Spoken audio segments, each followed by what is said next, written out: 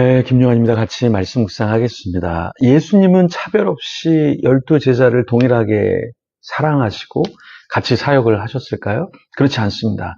누가복음 6장 13절에서 16절에 보면 예수님의 제자들의 명단이 나옵니다. 그런데 그 사람들이 다 똑같이 사랑을 받고 똑같이 사역을 했던 것은 아닙니다.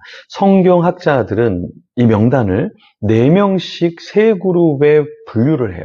그래서 각 그룹은 예수님과의 친밀도가 조금씩 달랐다, 이렇게 이야기를 합니다. 첫 번째 그룹은 핵심 리더 그룹인데요.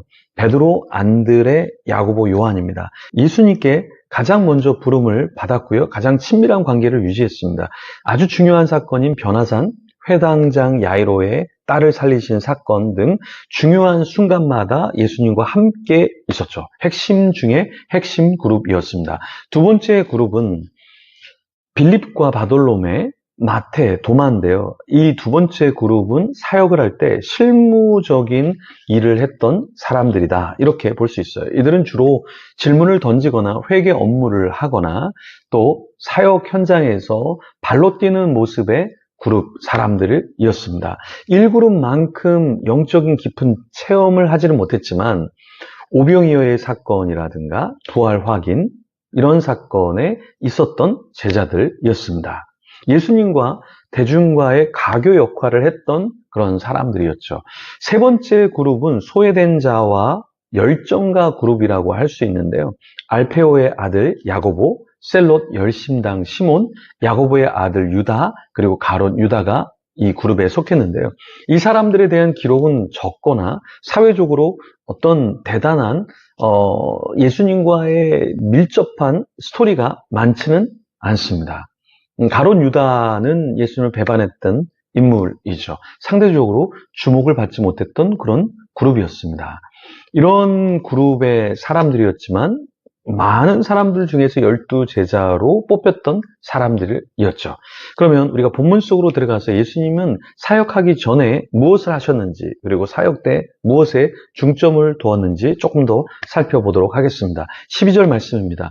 이때 예수께서 기도하시러 산으로 가사 밤이 새도록 하나님께 기도하시고. 자, 여기서 예수님께서는 이제 그 밑에 제자들의 명단이 나오는데 이 제자들을 부르시고 함께 사역하기 전에 12절은 예수님은 항상 먼저 기도하셨다, 산으로 가셔서 또 밤에 기도하셨다라는 내용을 우리에게 보여주고 있습니다. 그래서 우리가 누구와 함께 하던, 어떤 일을 많이 하던 중요한 것은 무엇이다? 먼저 기도하고 사람들을 만나고 함께 일을 해야 된다라는 것입니다. 13절부터 쭉 16절까지는 예수님의 제자들이 언급이 됩니다. 그 제자들을 한번 살펴보면 밝음에 그 제자들을 부르사 그 중에서 12를 택하여 사도라 칭하셨으니 곧 베드로라고도 이름을 주신 시몬과 그의 동생 안드레와 야고보와 요한과 빌립과 바돌로메와 마테와 도마와 알페오의 아들 야고보와 셀롯이라는 시몬과 야고보의 아들 유다와 예수를 파는 자 될 가롯 유다라, 이렇게 제자들에 대해서 언급을 하시고요. 그 제자들과 예수님께서 무엇을 하셨는가? 17절 이하로 보면 예수님께서 어디서 사역을 하셨는지 이야기를 하는데요. 그 사역의 주안점은 무엇인가 보면요. 17절에 먼저 예수님께서 어디에서 사역하냐면 유대 사방과 예루살렘과 두로와 시돈의 해안으로부터 온 많은 백성도 있더라, 이렇게 말씀하시는데요. 사실 이 지역들은 예수님이 사역하셨던 지역이고요. 또 그 지역에서 많은 사람들이 예수님을 따라서 왔습니다. 그때 예수님이 어떤 사역을 하시냐? 18절과 19절에 보면 더러운 귀신에게 고난받는 자들도 고침을 받은지라. 자, 귀신 들린 자를 예수님이 쫓아내셨고요. 또 어떤 사역을 하셨습니까? 온 무리가 예수를 만지려고 힘쓰니 이는 능력이 예수께로부터 나와서 모든 사람을 낫게 함이로라. 예수님은 낫게 하는 사역을 하셨어요. 근데 이게 쉬워 보이지만 사실은 쉬운 사역이 아니죠. 그 당시에는 예수님 외에는 이렇게 사람들을 낫게 하고 사람들에게 귀신을 쫓아내는 이 사역을 아무나 감당했던 것은 아닙니다. 그래서 사람들은 예수님께 열광을 했던 것이죠. 근데 예수님께서는 이 사역을 위해서 첫 번째 제가 말했던 것처럼 어떻게 하셨다? 기도하셨다. 사역하기 전에 기도하셨고 사역이 끝난 뒤에도 예수님은 기도하셨습니다. 예수님의 사역은 그 당시에 사람들이 하지 않았던 사역이에요. 우리도 사역을 할 때 어떤 사역을 해야 되는가? 요즘 사람들이 하지 않는 사역. 요즘 사람들 복음도 전하고요. 가르치기도 합니다. 그런데 마지막 세 번째가 진짜 힘든 게 뭐냐면 고치는 사역이에요. 귀신에게 나음을 받게 하는 사역, 혹은 질병에서 낫게 하는 것, 또 어떤 정신적인 우울함, 또 공황장애 여러 가지의 경계성 장애에서 사람들을 케어하고 낫게 하는 건 정말 어려운 사역이에요. 왜냐? 같이 먹고 마셔야 되거든요. 이게 진짜 어려워요. 그렇죠? 교회가 이 사역을 한다라는 거는 정말 건강한 교회여야 하고요. 또 이 사역을 감당하는 사람도 건강해야 사실은 감당할 수 있습니다. 여러분, 중독자를 상담하고요. 우울한 사람을 상담하면 진이 빠져요. 근데 이것을 감당하는 것은 사명이기 때문에, 또 감당할 수 있기 때문에 감당하는 것이죠. 네. 우리가 이 사역에 같이 뛰어들면 너무나 좋겠습니다. 이 사역을 감당하려면 어떤 삶을 살아야 되는가? 누가복음 6장 20절에서 26절에는 예수님의 제자들이 정말 제자가 되려면 가난한 자는 복이 있다라고 말하시면서 하나님 나라가 너희의 것이다. 그러니까 이 세상에서 내가 부요하고 명예를 갖고 권력을 가지려고 하면 이 사역 못합니다. 하나님 나라가 임해야 가능한 것이죠. 우리 주님께서 우리에게 뭐라고 말씀하십니까?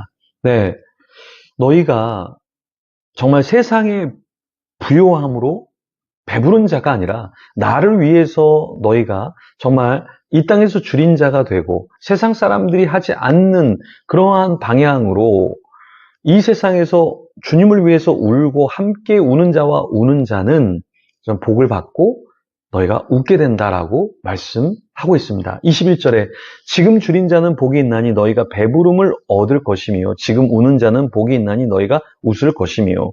왜 줄이고 왜 울까요? 복음을 위해서, 하나님의 나라를 위해서 가난을 선택하고 또 지금 함께 우는 자들과 울고 또 믿음을 지키기 때문에 우리가 울게 되는데요. 그렇게 될 때 주님은 뭐라고 말씀하십니까? 복이 있다 말씀하고 있습니다. 여러분, 힘들죠? 교회를 섬기는 거 힘듭니다. 옆에 있는 지체를 섬기는 거 힘듭니다. 하지만 그 힘든 가운데서도 끝까지 하나님의 나라를 위해서, 의를 위해서 함께 동역하는 저와 여러분이 되기를 소망합니다. 기도하겠습니다. 하나님, 때로 힘듭니다. 어렵습니다.